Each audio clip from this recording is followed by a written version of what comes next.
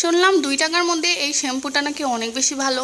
মানে যাদের ড্রাই এবং ফ্রিজি হেয়ার তাদের হেয়ারে নাকি এই শ্যাম্পুটা অনেক বেশি স্যুট করে। তাই আমিও এই শ্যাম্পুগুলো নিয়ে আসলাম দেখার জন্য আসলে আমার চুলে স্যুট করে কিনা। যদি স্যুট করে তাহলে তো ভালোই হবে, দামে কম মানে ভালো হয়ে যাবে।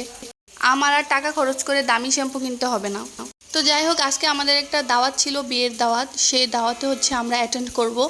তো দাওয়াত আমার ছিল না, দাওয়াত ছিল ভাবির। তো ভাবি আমাকে বলল যে আমি তো যাব না, মানে ভাবি যাবে না, আমি যেন ওই দাওয়াতে অংশগ্রহণ করি। তো আমি ভাবলাম যে ঠিক আছে, অনেক দিন হয়ে গেল দাওয়াত টাওয়াত পাচ্ছি না, কোনো দাওয়াতে যেতে পারছি না। তো ভাবি যেহেতু একটা দাওয়াত পাইছে, ভাবি যেহেতু দাওয়াতে যাবে না, তো আমি রেডি হয়ে দাওয়াতে যাই। অনেকদিন পর একটা দাওয়াত খাওয়া হবে, তো আমি গোসল করে সুন্দর একটা জামা পরে দেন সানস্ক্রিন দিয়ে বেসিলিন দিয়ে চলে যাচ্ছি দাওয়াত খেতে। মানে ভাবির দাওয়াতটা আমি রক্ষা করতে যাচ্ছি আর কি।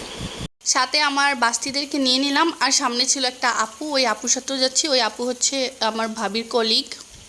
তো আমাদেরকে তো আর কেউ চিনে না, চিনে ভাবিকে। তো এই জন্যই ওনার সাথে যাচ্ছি, যেন ভুল বুঝাবুঝি না হয় যে দাওয়াত ছাড়া আমরা দাওয়াত খেতে চলে আসছি। তো যাই হোক, অফিসের সব কলিগরা একসাথেই বসছিল, আমাকেও তাদের সাথেই বসাইছিল। আমাকে আলাদাভাবে বসাইলে তো কেউ আমাকে চিনবে না, সবাই বলবে যে এটা কোন পক্ষ, বর পক্ষ না কনে পক্ষ। তাই আমি তাদের সাথে বসলাম। তো বসার পর মানে অনেকক্ষণ ওয়েট করতেছি টেবিল খালি হওয়ার জন্য। টেবিল খালি হলে আমরা টেবিলে বসে যাব। তারপর টেবিল খালি হলো, আমাদের খাবারও চলে আসলো। এখানে অনেক কিছুই অ্যারেঞ্জ করা হয়েছিল, ভর্তা, তারপরে ফিশ ফ্রাই, মানে অনেকগুলো আইটেমই ছিল। তারপর খাওয়া শেষে আমি দইটা নিয়ে আসলাম, আর এভাবে দইয়ের সাথে পোলাও দিয়ে খেতে আমার অনেক বেশি ভালো লাগে। আমি সবসময় দইয়ের সাথে পোলাও দিয়ে খাই, এটা আমার একটা ফেভারিট খাবার। তো আমি দইটা নিয়ে বাসায় চলে যাচ্ছি, সাথে উপর দিয়ে কয়েকটা পোলাও দিয়ে দিলাম। তারপর বাসায় এসে ভাবলাম যে চুলের আগাগুলো তো বের হয়ে আছে, এগুলো কেটে ফেলি। আর আমার চুল জন্মগতভাবেই অনেক পাতলা, মানে আমি যখন জন্মগ্রহণ করেছিলাম তখন আমার মাথায় চুলই ছিল না। তার উপর আমার প্রচুর পরিমাণে হেয়ারফল হয়, শীতকালে আবার স্ক্যাল্পে ড্যান্ড্রফও হয়। তার উপর আমার চুল অনেক বেশি ড্রাই, অনেক বেশি ফ্রিজি। আমার মনে হয় দুনিয়ার চুলের যত প্রবলেম আছে সব মনে হয় আমার চুলেই আছে। তো যাই হোক, ওই যে প্যারাশুট যে শ্যাম্পুটা ইউজ করেছিলাম, অ্যালোভেরা শ্যাম্পুটা, ওইটা মোটামুটি ভালো ছিল।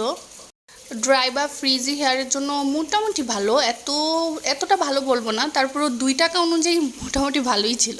তারপর দাওয়াত থেকে আসার পর ভাবলাম যে একটু চা খেয়ে নেই, বিকজ আমার চা না খেলে ভাল লাগে না।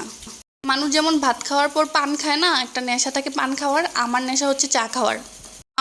আমি যতবার খাবার খাই ততবার আমার চা খাইতে হয়। সকালে নাস্তার পর চা, দুপুরে ভাত খাওয়ার পর চা, সন্ধ্যার সময় আবার চা। তো চাটা আমি স্টিলের মগে নিয়ে নিয়েছি, কারণ স্টিলের মগে চা খেলে চা অনেক গরম থাকে, ঠান্ডা হয় ধীরে ধীরে। তাই আমার কাছে স্টিলের মগটাই বেশি ভালো লাগে, যেহেতু আমি আস্তে আস্তে চা খাই। আবার চা ঠান্ডা হয়ে গেলে আমার কাছে ভালো লাগে না, গরম গরম চা খাইতে হয় আমার। তাই বেশিরভাগ সময় আমার স্টিলের মগেই চা খাওয়া হয়। আজকে এই পর্যন্তই, টাটা, বাই বাই, আল্লাহ হাফেজ।